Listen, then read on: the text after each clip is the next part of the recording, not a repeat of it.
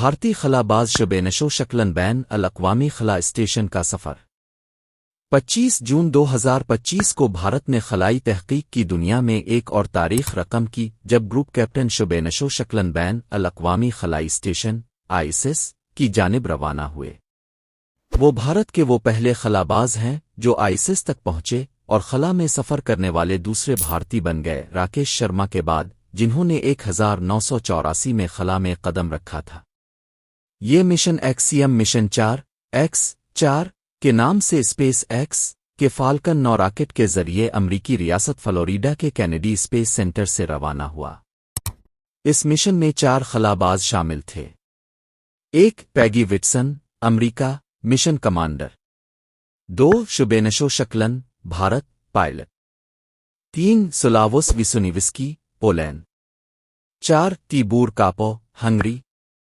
یہ 14 دن کا مشن سائنسی تحقیق، تجربات اور خلا میں انسان کے رہنے کے طریقوں کو مزید بہتر بنانے پر مبنی ہے۔ شبِ نشو شکلن خلا میں بھارتی تجربات لے کر گئے ہیں جن میں شامل ہیں مائکرو گریویٹی میں پودوں کی نشو و نما، انسانی صحت پر خلا کے اثرات، حیاتیاتی تجربات یعنی مائکروبایولوجی۔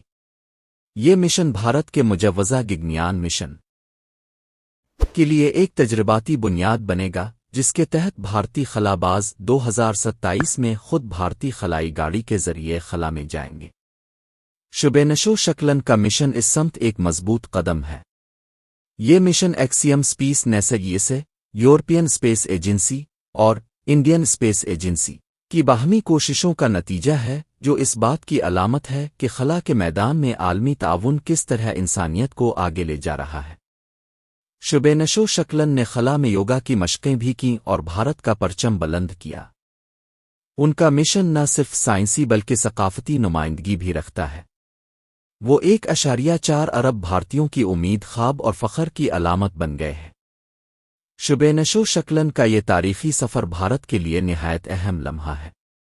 یہ نئی نسل کو سائنسی میدان میں داخل ہونے، خلا کے رازوں کو جانے اور عالمی ترقی میں اپنا کردار ادا کرنے کی ترغیب دیتا ہے۔ ہم سب کو اس پر فخر ہے۔ بھارت نے خلا میں ایک نیا سنگ میل عبور کر لیا ہے۔